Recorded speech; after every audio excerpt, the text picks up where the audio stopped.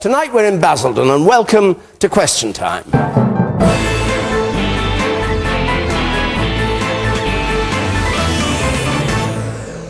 And good evening to you at home, and welcome to our audience here and to our panel, the Liberal Democrat Chief Secretary to the Treasury, Danny Alexander, Labour's Chair of the Public Accounts Committee, who's been grilling multinational companies on their tax affairs, Margaret Hodge, the NHS doctor who became a Tory MP, Sarah Wollaston, the contributing editor of The Spectator, Douglas Murray, and the actor and television presenter, Tony, now Sir Tony Robinson.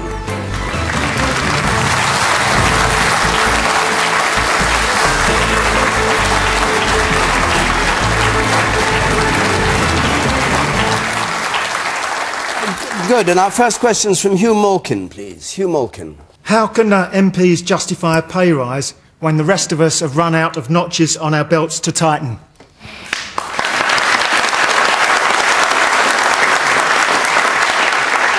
This is the proposal to put MPs' salaries up from 66 to over £70,000. Tony Robinson.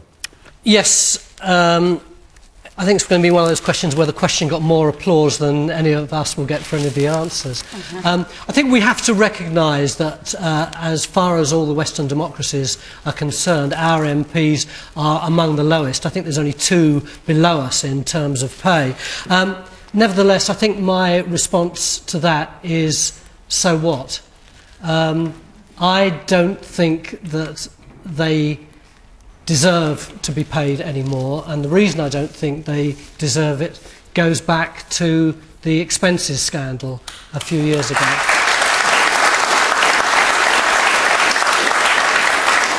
I still don't think that the majority of MPs, even those who weren't directly involved, realise what the offence that scandal caused within the country. It was as though they thought that because they hadn't broken the law, it didn't matter whether what they'd done was morally right or not.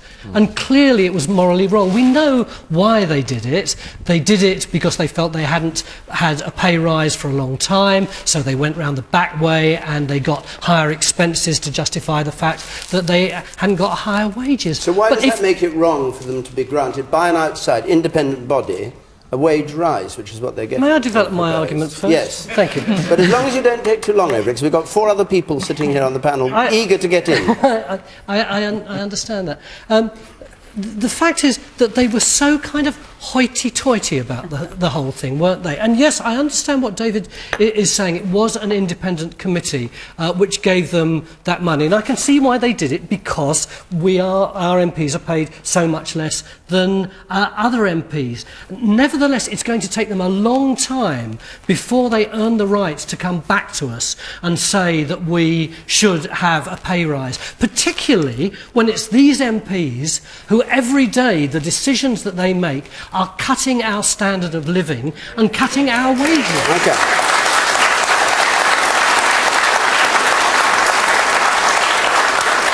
Hold on. Danny Alexander, is this going to be accepted or is it going to be blocked, this proposed increase? Well, we haven't yet had a recommendation from IPSA, but my answer to the question is no, it's not justified. Look, we are going through very difficult economic times as a country. Millions of people in this country who work in the public sector have had their pay frozen for 3 years. They're going to see pay rises of only 1% this year and for the 2 years after that. Millions more who work in the private sector have seen their wages in many cases reduced or have chosen to work fewer hours to maintain employment in this country. And I think that under those circumstances it would be totally wrong for MPs who are also public sector workers to see a pay rise that is out of keeping with what everyone else in the country is experiencing. Is it possible to block it, having set up an independent body to recommend a salary? There is an independent body. It is not accountable to Parliament, so MPs don't have the power to block it, but it's going to be running a consultation. I would urge members of the public, and indeed MPs who have got strong views on this as I do, to make their views known. I mean, the body was set up to be independent precisely for the reasons that Tony gave as to what happened during the expenses scandal, precisely so that MPs should not have any power over their own pay. But what are you saying? Can Parliament say no? Let me develop my argument, as Tony said. If you all develop your arguments, we'll never get to the end of the first question. Well, you may not, but you might hear some interesting arguments. Well, let's see. The audience will be the judge of that. They certainly will. The point is that the body was set up to be independent of Parliament, but it shouldn't be independent of reality. And the reality facing millions of people in this country is one of pay restraint, and I hope very much that IPSA will take that into account in what they bring forward. We don't know what they're going to bring forward yet, but I think that is the most important thing, that MPs are not seen to be having an experience in terms of pay that is different to and millions just of to people in this clarify, country. without asking you to go on too long, if IPSA does come in with the recommendation that's been suggested, is there a mechanism by which Parliament can say, it's very kind of you to suggest that, but no, frankly, we don't want it? And not except changing the law around IPSA, no. Abolishing IPSA, okay. But of course MPs could refuse to take the pay rise. Of course, that would be an individual matter. That would certainly be my point. Sarah Wollaston, and then I'll come, the lumber people their hands up, but Sarah Wollaston. Well, first of all, what I'd say is that I was still an NHS doctor at the time of the expenses scandal, and it's very demoralising to constantly have this accusation levelled at you. And the point is that the public demanded that MPs' pay was set externally, and I think that's absolutely right. Ironically, if MPs had been deciding on their salary for the next election, we probably wouldn't have voted for a rise. And in fact, it's actually IPSA, the outside body, that's doing that. And why are they doing it? Well, I feel passionately that we need to have more people from all sorts of different backgrounds in Parliament. Parliament needs to look much more like modern Britain. But there are very many people who would find it difficult. For example, head teachers, very many doctors. I wasn't put off by the salary, but I know some that are. Just to put this in context, an NHS GP working the hours that I work would be earning 40,000 more than I do as an MP, and I'm very happy to have done that. I knew what the salary was before I applied, and I'm very privileged to be there. So I'm not personally asking for a rise, but I do think we need to recognise that the public also don't want MPs who've got lots of outside jobs. They don't want a parliament full of people who are independently wealthy. So let's let an independent body set the job, and then let's get on with it. Personally, I'd like to get rid of expenses altogether, set a rate for the job, and let's get on with it. Okay. And would you like to see that rate set at around the 70,000 figure that's been suggested? Do you know what? I think it should be set entirely independently of MPs. And I think let's see an end to MPs with conflicting outside interests and lots of other jobs. Let's see a professional parliament. Let's hear from his members. There's a man there with the spectacles in the third row from the back. You say. I don't know why the MPs are saying that there's some sort of difficulty in saying no to this pay recommendation. They found it when the Teachers' Pay Review Body came up with a recommendation for teachers' salaries. The MP said, no, we're not going to implement that in full. Why are they having a difficulty in curbing their own pay rise? Margaret Hodge, you answer that? Well, let me start by saying I think we all agree this timing is absurd. It's completely wrong at this time to think that MPs could have a 10% pay increase, if that's what it is. So I agree. Why should we be treated differently from the teachers or all public sector workers or people who are on 0 hours contract, who used to have a full-time job, or people in the private sector who've had to go part-time? I agree with that. But let me just say this. We used to set our own pay, and we got into trouble when we did that. So with the expenses scandal. So what we then did was set up this body completely independent of us, drives lots of us mad lots of the time when we have to deal with them, completely independent with us to set it. That's not working. So I think, in a way, my question goes back to you. What's the best way of settling this issue? How can we have a really grown-up conversation about what we're prepared to pay for politics? And it's partly about MPs' pay, it's partly about the funding of political parties, where the talks broke down today, it's partly about what you expect your MPs to do. Do you want full-time or part-time MPs? And it's about how MPs are selected. So it's that whole bunch of things. I think politics matters, and I think the fact that you've all come out on an evening shows that you think politics matters too. But what we always get stuck on is this debate about how are we going to decide how we pay for our politicians. Okay, well, let's hear from one or two members of our audience. I'll come to you in a moment, Douglas. The man there in pink shirt. I think Sarah made the most important point. I think the salary of the MPs isn't as critical as this other issue that we have, which is the secondary jobs that a number of MPs have. And in my view, that is a corrupt system in itself. What should happen is MPs should, in my view, get a rise according to the Independent Party, but they should be banned from having secondary jobs, because that is corrupting the way that the MPs operate. The MPs should be 100% behind their constituents, no other parties.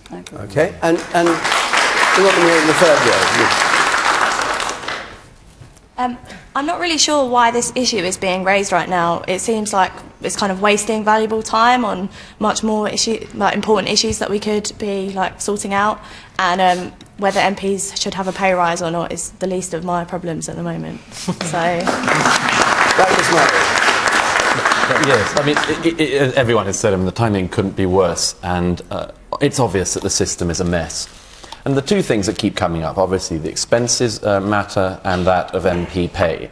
Obviously the optics of it are appalling at this point. As has already been said, public sector workers are having their pay frozen, or an increase of 1%, and MPs get a 10% rise. Obviously it looks terrible. However, there is, I think, an argument to be made for, as I think Sarah's already mentioned, an argument for increasing the pay. However, in my opinion, that could only happen, should only happen, if, among other things, something comes back to us, the general public, for that. I think that, for instance, if you increase MPs' pays at this point, either that means that we should sort out, i.e. scrap the expenses system, or it could mean, for instance, that there are fewer MPs. I would love to have seen the boundary review that was proposed, where we could save the money, as it were, of the increase that they would get from having fewer MPs. That's my own view is that people shouldn't be able to get pay rises in their job unless the opposite is possible as well. If you only ever reward people and there's no disincentive, and I was very struck earlier today, I discovered that in Singapore, admittedly not a thriving democracy, but bear with me, in Singapore their politicians have a performance-related pay. Now, I wouldn't mind seeing that. I'm not sure quite how you'd arrange it. How did they measure it? Oh, I can't remember. They probably invented it, but Isn't our performance assessed by the electorate when we go to an election? Barely. Well, wait a minute. I think you'd find all sorts of unnecessary letters being written and questions being tabled in order to meet the performance targets. No, but doing the job by on Margaret Hodge's theory that for their constituents. On Margaret Hodge's theory that the electorate decide. If you go into opposition, you get paid less, and when you're back in office, you get paid more. But because the electorate have voted for you, right? But isn't it extraordinary that you can have some MPs that only turn up twice to make 2 speeches in Parliament this year, for example, Gordon Brown, and he gets the same pay as an MP that speaks very regularly. That's what's wrong. There's no performance management for MPs. So more Gordon Brown, Margaret. Well, I'm very sympathetic to the argument that MPs should spend full time on the job. Okay. There's a lot to do, and we shouldn't think we can do it. Let's hear from our part-time. audience. The woman there. Yes.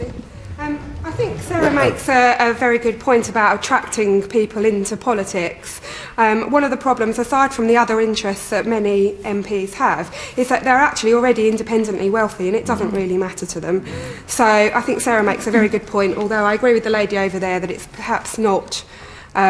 talking about whether they get a pay rise right now is not top of my priorities. But if many of them are independently wealthy, would you rather see a bigger salary so that you attract people who didn't have private means? Yes. Yes. And the woman behind you, yes, there. Just going to add a word of caution in terms of performance-related pay. I work in the NHS and we all know how successful performance and targets are within the NHS, so I think we should be cautious before we introduce it anywhere else. And you said in the centre here. In the past, politicians did have second jobs and still did a super job. You take Churchill, right up until the Second World War, he had to make his money by writing articles for newspapers and do that.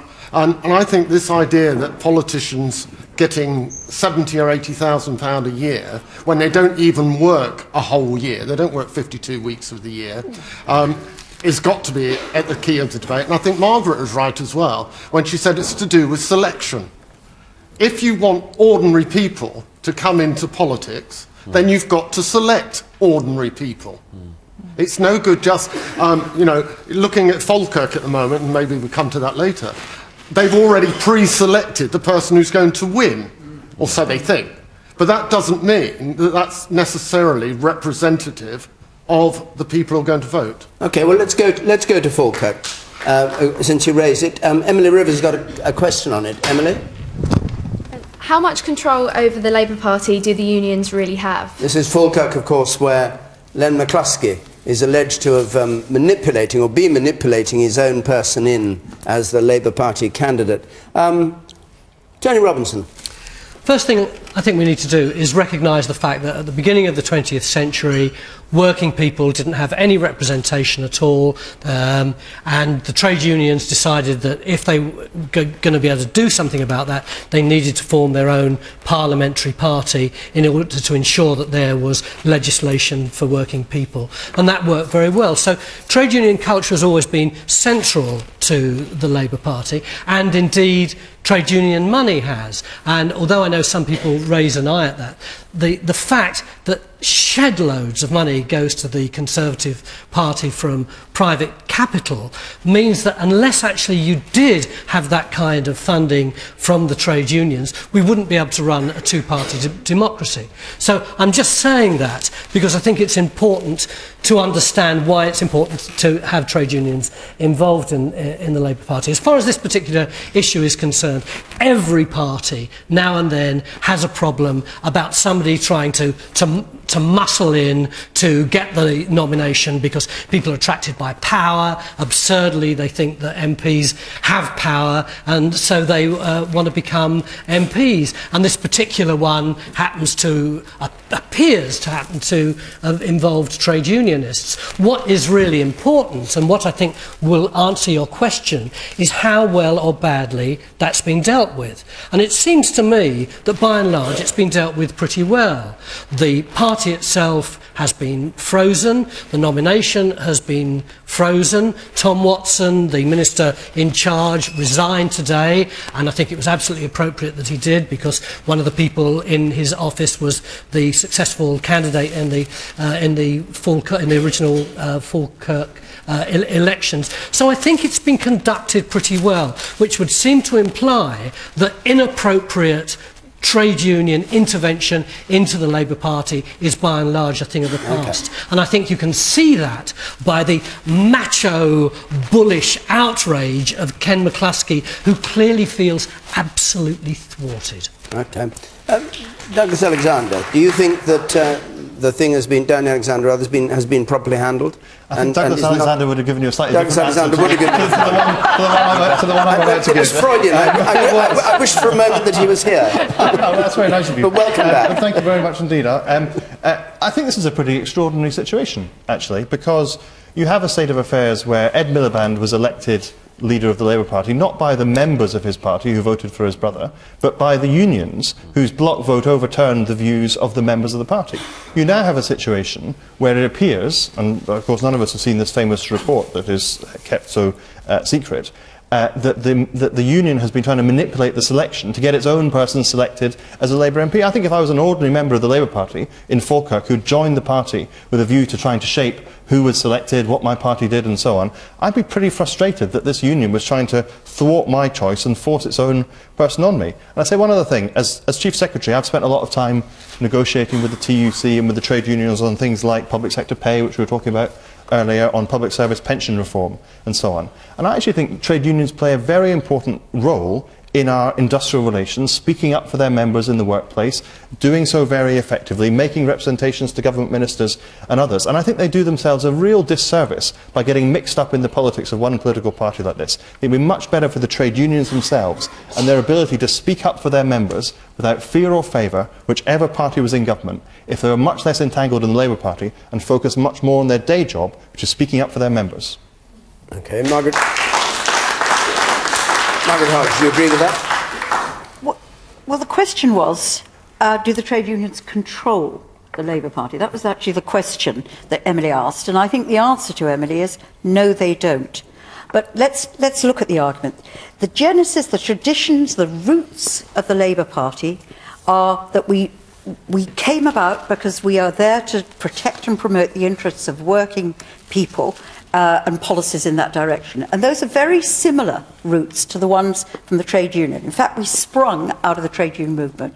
So, of course, there's a close partnership link in the ideology and the values that underpin the trade union movement today, which I think does play an important role, and that underpins the Labour Party. But it is completely and utterly and totally unacceptable that any sectional interest, any trade union, ought to interfere in the selection of a candidate for a particular seat. That is just plain wrong. And what Ed Miliband did was immediately stop that, immediately suspend the selection. He's called it in. He's suspended a number of people in the party, including the person who was hoping to be the candidate. And we'll now have an open, transparent system. But there is an agenda here, isn't there? I mean, you describe it as just being slightly sort of improper, but there is an agenda on the part of... I think it's really wrong. But there's an agenda on the part of Unite and Tom Watson. I mean, Tom Watson talks about Tony Blair having marched Labour into the arid desert of pragmatism. This is a deliberate attempt to move the party to the left. That's how it seems. Well, let me just say this. If it were that, we wouldn't have Unite week after week after week getting up on the airwaves and complaining about the policies that the Labour Party is putting forward. Let's just think. They've complained about our policy on public sector pay. There'll probably be some people in the audience that agree with them. They've complained about our attitude to the spending cuts. They've complained about the benefit cap. These are three That's exactly what I'm saying, that they're trying to move the party to the left. No, but if they were an influence, if they controlled the Labour Party, you wouldn't see this independence. Right, now, it's a partnership. Hold on, Margaret. It's a partnership. It's not control. Just last year, notes were found from one of your shadow ministers' meetings, Ministry of Justice, saying we should raise this issue, but we just need to double check with the trade union concerned before we do, because we need to make sure it doesn't upset them. I think there is a much deeper and more problematic thing going on here than you described. Well, I've really got to come back on this, because it's just not true. If you work in partnership with you work, Danny, in partnership with organisations, Sarah does do, and you will always consult your stakeholders on anything you do. And the trade unions are an important partner. They do provide the funding. But to say that they control either the policy, they control the selections, they control the direction is plain wrong. All right. And what it really offends me, let me just say this final thing, David, what really offends me, I've got a lot of people in my Labour Party who are individual trade unionists. They would be as offended by what Unite did here in Falkirk as actually everybody here is in the audience and we are here on the panel. Okay, you say. With the amount, this Margaret Hodge, trade union bosses and Labour MPs, when was the last time you had a working class wage? Because you earn so much money and union bosses earn so much money. When was the last time, you say you represent the working class, when was the last time you had a working class wage of, say, 20,000? You know, you're talking crap. Well, I think the point has been well made that we need a much more representative body. In fact, what I really think is that the way that Sarah Wollaston was selected is a really good model, and we have in her somebody who has got a lot of experience because she was a doctor, who is pretty independent. I think she probably offends her whips every now and then, and who really contributes to Parliament. Right. So let's open up the selections. And I'm the first one to be with you that I think one of the problems with politics is there are too many people now who come into it who've never done anything else before and who live in the Westminster bubble, live in the Westminster village, and don't really understand what's going on. Sarah Wollaston, then I come to you, Douglas. I think there's a wider problem here. Falkirk as a constituency hasn't changed hands since 1935. And that's why this is so important, because the selection effectively will decide who is going to be the MP for Falkirk, maybe for decades. And that's why this is so offensive. And there are safe seats like this all around the country, both for Conservative and for Labour. And it's equally important, this issue, for both of them. That why is it that just a handful of people get to decide that MP? And the thing about open primaries, and I was the beneficiary of an open primary, is that everybody, whatever their party political affiliation, gets to have a stake in what type of MP you have within a safe seat. So, for example, in my case, they were able to choose a centre-right Conservative MP. In Falkirk, perhaps the people in Falkirk would like the opportunity to have a centre-left MP, but they won't get the opportunity to do that if the votes are rigged by Unite, and that's why it's so offensive. So I'm really delighted to hear what Margaret said, and I think it would be fantastic if the Labour Party would also pilot an open primary, and they don't have to be expensive. The criticism in my case was that it was too expensive. There are lots of ways you could pilot making open primaries much cheaper. So I'd really like to see the Labour Party take that forward, and maybe Unite could even fund it. That would be great, wouldn't it? You say.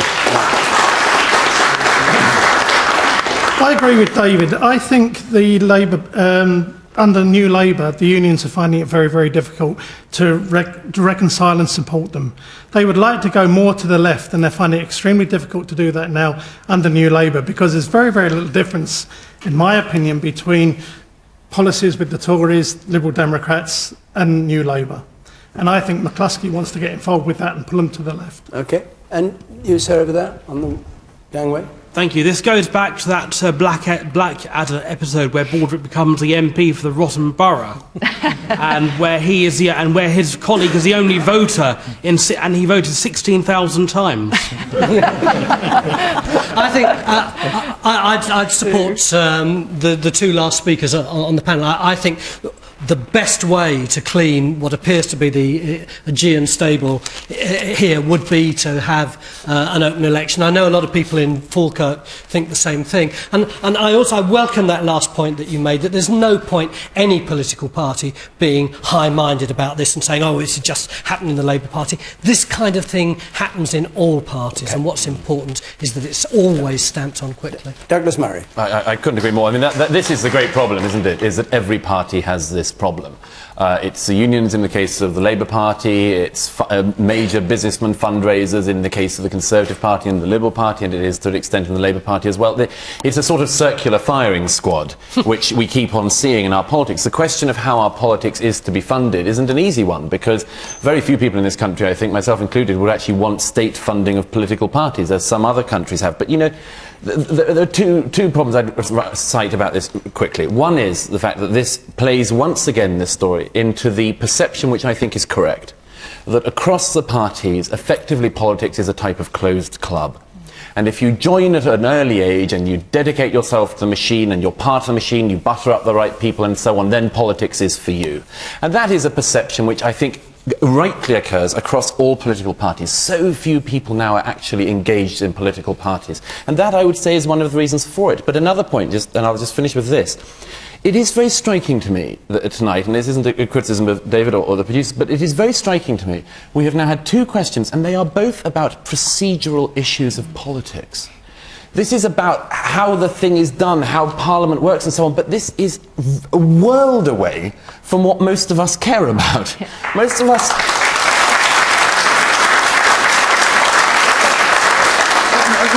who are interested or slightly interested in politics, we care about all sorts of things, how our children are going to be educated, how the NHS is or isn't going to work, a whole set of things, where Britain is in the world, how we fund things. And instead, in this country, as I say, we have got into this situation where, you know, we end up talking about how much George Osborne spent on a hamburger.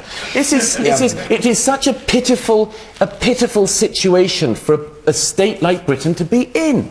All right.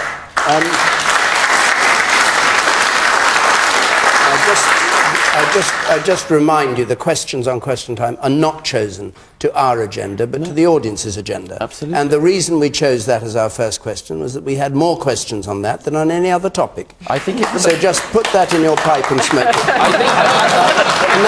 That's enough. That's enough. And you can join in tonight's debate if you want to at home by text or Twitter. Our hashtag is BBCQT. You can follow us at BBC Question Time. You can text comments to us, 83981. Press the red button to see what others are saying. And now a question, please, from Nikki Johnson. Nikki Johnson.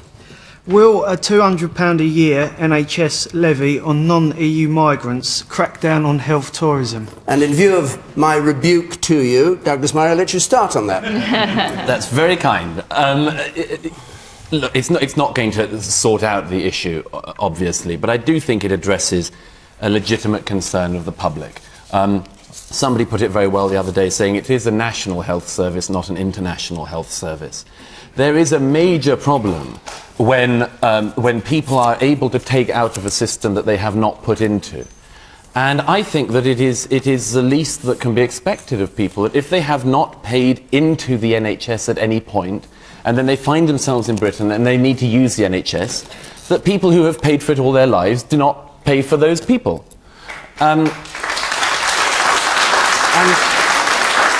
And I must say, I'm rather sad as well to notice that in the last few days since this has been mooted, the extent to which people have sort of basically avoided that fundamental and rather obvious issue, and have instead, I think, tried to deflect a part of the debate by pretending, for instance, that this is somehow bigoted or xenophobic or anything like this. It isn't. I simply think it would be common sense even if we were not in recession. Okay. Labour's shadow Public Health Minister Diane Abbott said, "What price xenophobia, stigmatising foreigners accessing NHS, creates a public health risk." Margaret Hodge, do you agree with her?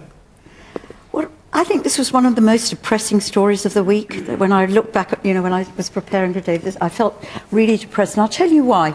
My committee looks at the finances of the NHS, and they are in dire straits. We've probably got between a third and a half of NHS trusts which are basically bust. They're in deficit. They're bankrupt. At the same time, we've got all the pressure on A&E. You know about it here. I know about it down road in Romford. And we've got things like the 111 doesn't work. These are the big issues of the NHS. That's what I want my Secretary of State for Health to address. I want an NHS free at the point of use for all of us here in Britain.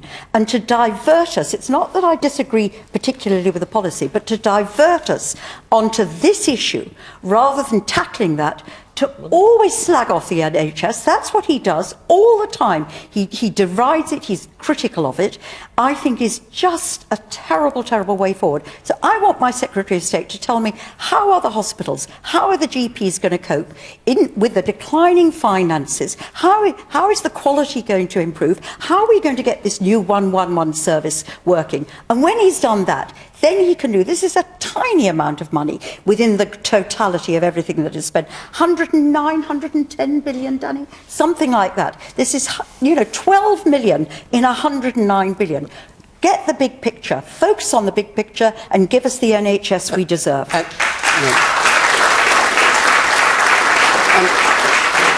To clarify, you are against the £200. Well, let me just say something on just that. Okay, let me just say something on that, because as a lot of people know here, I'm an MP from down the road in Barking and Dagenham, where we've had a total transformation of our community through migration.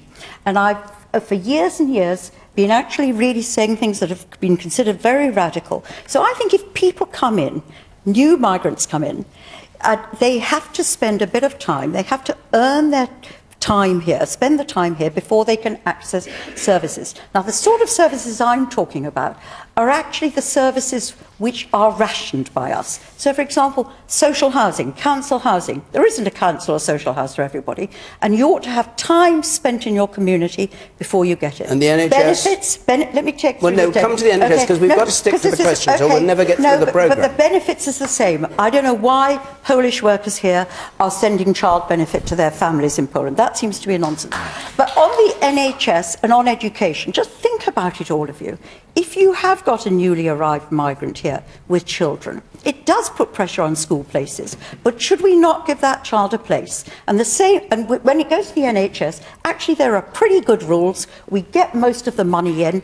There's 12 million that we don't get in. Okay, let's tighten it up a bit, but this is not the big picture. It's not the big picture. And don't let yourself get, don't let him get you on this and think, if we get a little bit more out of migrants, we'll solve the real difficult issues facing us to give us the NHS we want. Danny Alexander. Well, I think this proposal is a sensible one. It's actually just doing what many other countries around the world already do. As you will know, if you've applied for a visa to go to Australia or New Zealand, or you look at what they do in Finland or in other European countries. And what we're saying here is that when someone applies for a visa to come to the UK, that they should make a small financial contribution to defray the costs of using our National Health Service when they're here. What it won't mean is that if someone is in that circumstance and turns up at A&E and needs emergency treatment, that they'll be denied it. Of course not. But what it is about is ensuring that people who come here to use the NHS make a financial contribution towards doing so. Margaret's of course right to say that the amounts of money involved are small compared to the £110 billion budget of the National Health Service. And we're making major changes. Just last week we announced, I think, one of the most radical reforms within the health system, linking up health and social care with a shared pot of money to be jointly commissioned by health bodies and local councils to end the scandal where you have elderly, vulnerable people who fall down the cracks between our health service and our social care service. By joining those two things up, I think we can get better services for our elderly people with less money to go around. It's a genuinely big and radical change we spent a lot of time talking about last week, but it is also an important principle, I think, that people who come here to our country should make a financial contribution for using the health service. We'll hear from one or two majorities. The woman there in the third row. Yes. Absolutely agree with your point that, you know, you get out what you put in, but I think we're all missing a really, really crucial point here, and it's the fact that the decision makers in the NHS are at fault as well. I've got a close family member who's in the coalface at the NHS, and she's seeing it disintegrate in front of her eyes. Money is being put in the completely wrong places, and people are definitely seeing a shift towards much more privatisation in the NHS. It might not be happening completely now, but that's definitely where it's going. And I, for one, don't want to see that happen. And I know for a fact that my close family member who's in the coalface of the NHS doesn't want to see that happen either. And do you think that this £200 fee is a step towards asking other people to pay for the services of the NHS then? It is perhaps, but I also think that we need to take an inward look at where this £10 million budget for NHS spending is being spent already, and have a rejig of that and really examine where money is being spent. And the person in the very back there on the right. I was a GP before I retired some years ago, and I remember the first time a patient came to see me from overseas and I didn't know the procedures. This is an American guy who was insured up to the ears with a reasonably minor problem. And I phoned up the organisation that we were answerable to then, called the Family Practitioner Committee, and I said, what do I do about this guy? Do I charge him? And he said, well, doctor, you've got two options. You can see him as a private patient yourself, or if you can't be bothered to do that, sign him on as a temporary resident, which means we'll pay you to see him. He was willing to pay. Everything was up front, he was insured, but the NHS then could not be bothered to take the money. Okay. And what's your view about the £200 flat fee? If you're going to do it, it's not enough. Right. How's £200 going to cost? Okay.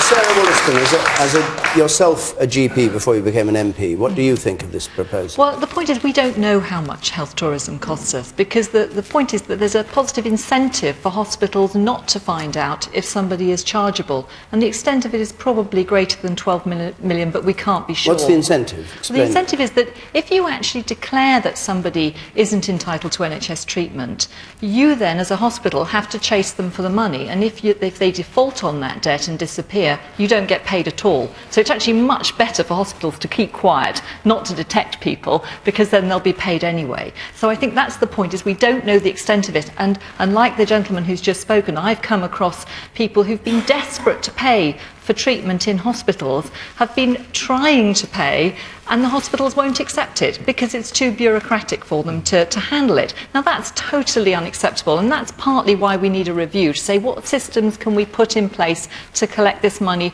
that is due to the NHS. We don't want to see doctors having to collect money at the surgery, and I don't think that's going to happen. What we want from our NHS doctors is to be compassionate and focused on the patient that's in front of them. But there is no doubt that there are problems within the system and great uncertainty. And just to give you an example of how this works, I have a constituent who was injured in a terrible industrial accident, had paid into our tax system for very many years, went abroad, and as an expatriate came home and was honest and said he's living abroad, and because of that he wasn't entitled to any treatment. Now a student coming from exactly the same country would have been entitled to have free treatment the minute they stepped off the plane. Now that's clearly not a fair system. So I think this is about fairness. It's about fairness to all of you in the audience, because NHS resources are tight. But yes, we want a compassionate NHS, an NHS that will always respond to people with no questions asked if in an emergency situation, and absolutely right that we have a review to make sure there aren't any unforeseen consequences on public health and people perhaps who are homeless. We don't want to see any widening of health inequalities because of this measure. But yes, this is fundamentally about fairness and the fact that the NHS resources are limited. Okay. I'd like to hear from one or two more men. Can I come to you, Tony? The man up there at the very back in the pink shirt, that's you. Yes. Is it not true that the reason the current government and the government before are leaving the NHS to go to ruin is because they've got outside business interests which will profit from the privatisation of the NHS? Okay, and you, sir? Yeah, I just wanted to come back to a couple of the panel. I'm a doctor as well. I think we've got a room full of doctors tonight. And I agree that with a couple of you that it is a principle thing, and we probably should be charging to make it fairer. But I also tend to agree with Margaret Hodge that the danger is that it's not only about principles, but about a limited attention that we have, and this is a very small issue in a much, everything's falling apart around us, and we're focusing on minutiae. Okay. And you said the £200 is just minimal, and I doubt whether it would be possible to cover the cost of supervising and enforcing that rule and leave any money for the Treasury. Okay. Are you a doctor too? No. Tenor Robinson. I'm really glad that the debate has swung in the way that it has, because when it started, it was like there was this one-line proposal which somehow keyed into our anxieties that it should be people who contribute to the NHS who get the proper service from the NHS, which I think is something that most people would agree with. But it was, I felt for a moment as though we weren't actually going to scrutinise what the proposal itself actually meant. And I think the point that the gentleman up there made earlier is a terribly good one, which is that it's going to be so difficult to get that money back that you're going to have to set up this really cumbersome administrative system. No. And as it's only going to save, what, 12 million quid or whatever, it is going to be a bit more of a gesture than something which is going to transform the NHS in any profound way. The other thing that concerns me is a public health issue. I don't want us ever to be in a situation where people come to our country, have a little cough, the cough gets a bit bigger, you and I would go to the doctor, they don't, and it turns out to be some terrible disease. They have spots, they just scratch the spots, rub a cream on, don't go to the doctor, and then we have a huge breakout of something awful.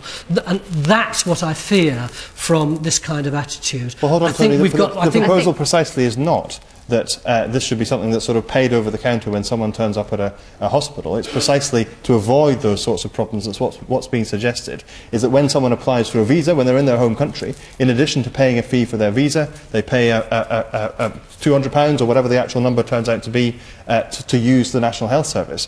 And look, this is not about distracting from the issues in our NHS. This is the 65th anniversary of our brilliant National Health Service, and there are big issues. There are issues about the care for our elderly, which I mentioned earlier. There are issues about the culture of secrecy and closedness that built up over many years, particularly when the Labour Party was in government, which has made it harder than it should be for people to blow the whistle when there are problems in our National Health Service. So of course we should have an open debate about those things. But that does not mean it is wrong to ask people from overseas who are coming to our country to make a small financial contribution for using our National Health Service. The woman in the fourth row there, 1, 2, 3, 4, yes.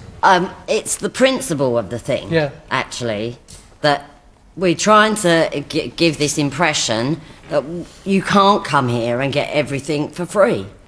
So it doesn't matter how many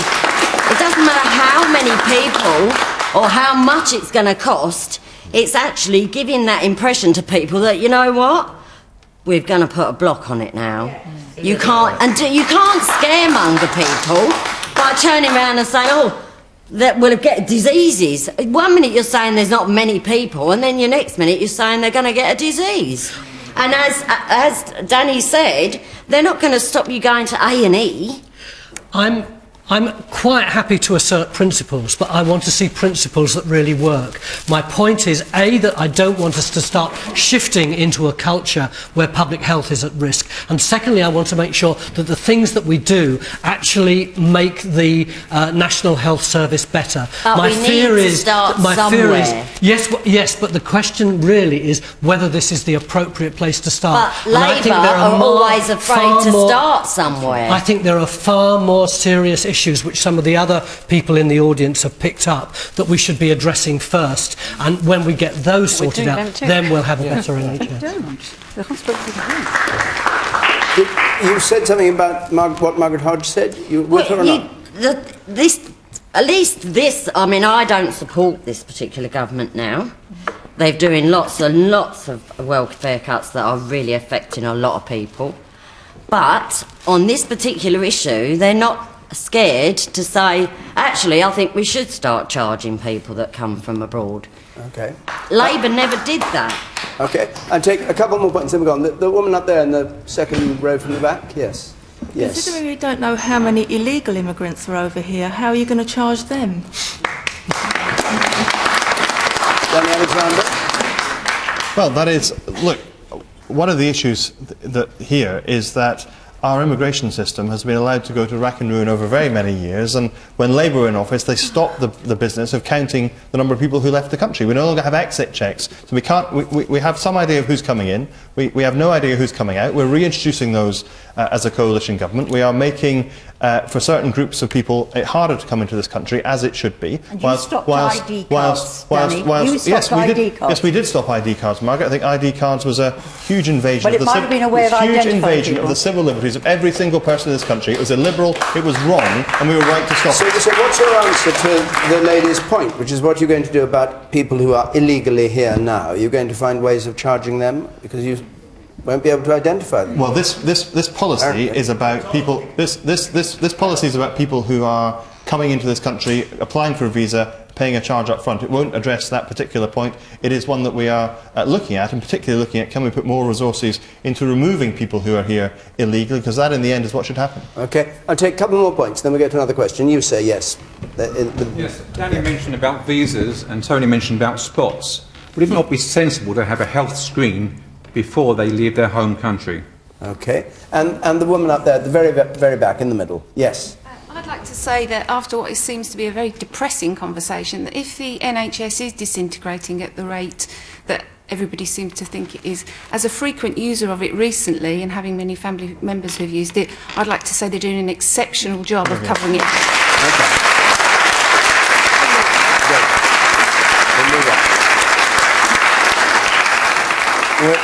We'll move on to another question from Jan Kamal, please. Can a military coup and the overthrow of a democratically elected president ever be justified? Ever Be justified. Of course, thinking of Egypt and the removal of President Morsi. Douglas Murray. I think there are situations where it can be. Whether or not it's the most desirable thing, I'd certainly question. I think I was on this programme a couple of years ago when President Mubarak had just been overthrown. And I remember saying then that the likely scenario was that the Muslim Brotherhood would come to power and that would be a catastrophe for Egypt. I think that has come to pass. And I think that the country is facing a much less easy to foresee future now. My own view on it is that the Muslim Brotherhood, which is an ideology of which is, I mean, the easiest way I always think of it, it is basically a fascist political party, albeit a Muslim fascist political party. It is a terrible and corrosive influence across the region, and it cannot answer the basic needs and desires of the peoples of the countries it now is trying to govern. And I think we've seen that, and the Egyptian people have seen that, and they have felt that for the last year. I mean, minorities in Egypt, I haven't been to the country since the revolution, but one of my colleagues at the Henry Jackson Society just got back, and the treatment of minorities, religious minorities, women, is absolutely terrible in Egypt, and the Egyptian people are suffering this. Now, the army have stepped in for those and many other reasons, most obvious of which is the fact that the Muslim Brotherhood cannot answer the Egyptian people's economic needs. But the question was whether it can be justified. Well, and in your view, from the gist of what you're saying is you think in this circumstance... Well, I actually think, my own view is that the army actually has gone in too early. I think that the Muslim Brotherhood's ideology, like fascism in Europe, has to be seen to be completely defunct, has to be seen to be incapable of ruling, and a vicious thing that must be got out of the system, of the political system. I think that the army has probably stepped in too early for that.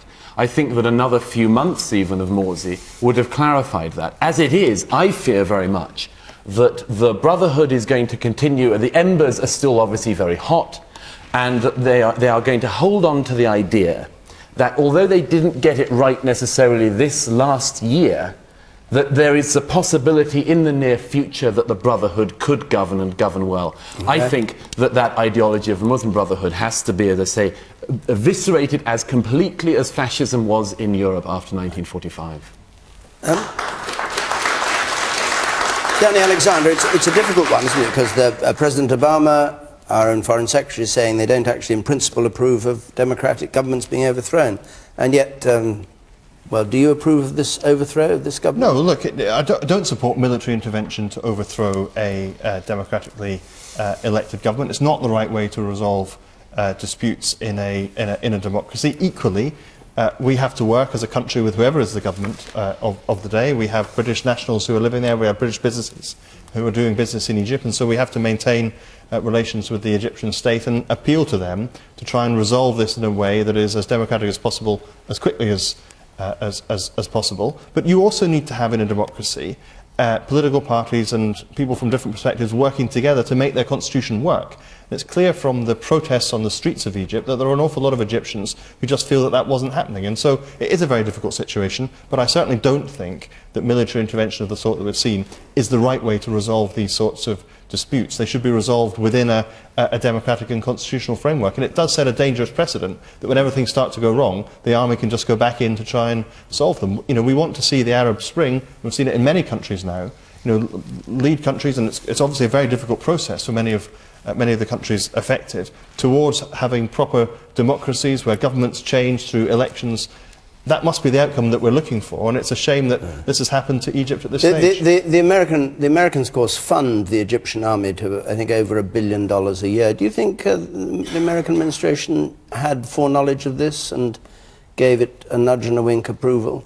I've no idea whether the American administration had foreknowledge of this. I have to say, quite a lot of the Western media appeared to have foreknowledge of it, because it was reported for days and even weeks in advance as these protests developed that the military in Egypt was considering an intervention. And clearly, as they'd been the government in the country before, that was always a risk. I think it is preferable, though, highly preferable, that in those sorts of circumstances, democratic politicians should work to resolve their differences, and governments should be changed where the where the democratic will of the people is to that effect. Tony Robinson? I think it shows more than anything else how hard democracy is. Particularly if you come from a country which has had a dictator for 30 or 40 years, and probably the only reason that dictator got in the first place was because everybody, different religions, different factions, were kicking lumps out of each other, so a strong man was invited in. When the strong man is overthrown, what happens? Do people suddenly go, oh, we love democracy? No, they don't. They start kicking lumps out of each other again, and that's what we're seeing here. So in a way, is it right for the army to intervene? Doesn't seem to me to be quite the right question. It's a struggle for the Egyptian people to find their democracy, and I don't think that we can just sit on the sidelines and tut-tut. We've been through all this. We've had our civil war. We've had our Tonapandi and our Peterloo. We've had blood on the streets, and we have this luxury that it wasn't our blood that was sacrificed. It was our forefathers and our foremothers. And when I see something like this, I think to myself, we tend to be terribly cavalier about our own democracy. In the last 2 weeks, we've seen revelations about terrible incursions into our privacy by security, both government security and private security. And I think we've just been a bit lazy about this. And when we see something like that happening in Egypt, I think it's beholden on us to be absolutely rigorous to protect our own democracy, because it's so valuable. Okay.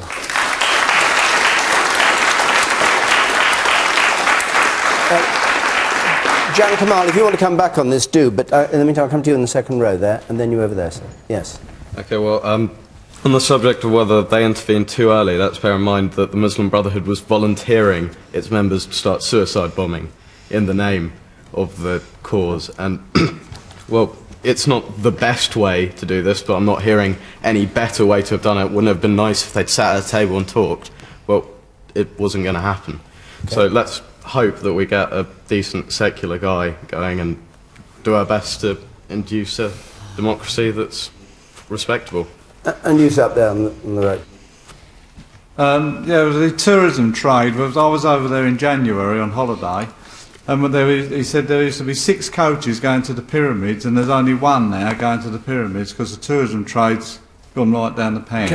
I couldn't agree, but can I give one reason for that? President Morsi, the Muslim Brotherhood leader until yesterday, very recently appointed, among others, as regional governors. As governor of Luxor, one of the people engaged in the terrorist assault on tourists in 1997 in Luxor.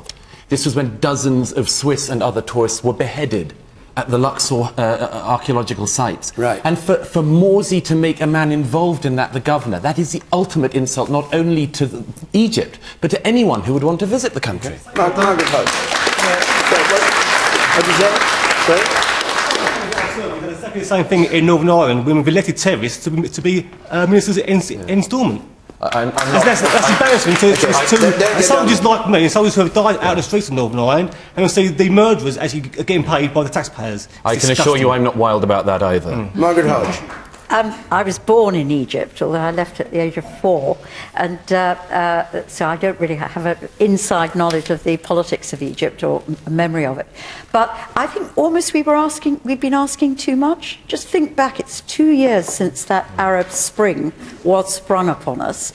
And I think moving from, it wasn't 30 years, it's 50, 60 years of military-led autocracy into a mature democracy overnight is just too big an ask. So I think we should try and hang on to the sort of whole feel of the Arab Spring and feel some strength by that. I just want to come back on Douglas on one thing, because I hate to think that this is about religion. I don't think it is about religion. I think where Morsi failed is he was incompetent. He was incompetent on the economy, and he was incompetent on his politics. And you gave an example of that. But remember also that the Muslim Brotherhood had 80 years, am I right? 80 years when they were tortured, they were imprisoned by the previous despots who ruled Egypt. And I think there's a danger in turning this into a pro and anti-religious thing. I think it's bad politics, bad... All right. And one I'm sorry, Sarah Wollaston, because we've reached the final point of the programme. Sarah Wollaston. I think this coup is very worrying. Across the world, we're trying to persuade extremists to abandon extremism and turn to the ballot box. And I think that actually the message this sends to them is why bother. So I think that's why it's so worrying. And I think this won't end well. And I think we should all be concerned about that. But the point is, this is for the Egyptian people. This isn't for us. And we should not be intervening. Okay. Sorry to those who have your hands up, and sorry to the panellists who want to come back in, but time's up. If you've been listening to this on BBC Radio 5 Live, you can continue the debate, Question Time, Extra Time, with Steve Nolan and John Pienaar. This is the last Question Time of the run. We're going to be back early in the autumn, Thursday the 12th of September to be precise, in London, and on the 19th of September in Rochdale. And if you want to come, or know anyone who'd like to come to take part in the programme, the number to call is 0330 123 9988, or they can apply, or you can apply on our website. I hope you've all enjoyed this run. Thanks for your tweets and your texts that have enlivened the programme. My thanks to our panel here, to our audience in Basildon, and from everyone who's involved in the production of Question Time. Until September, good night.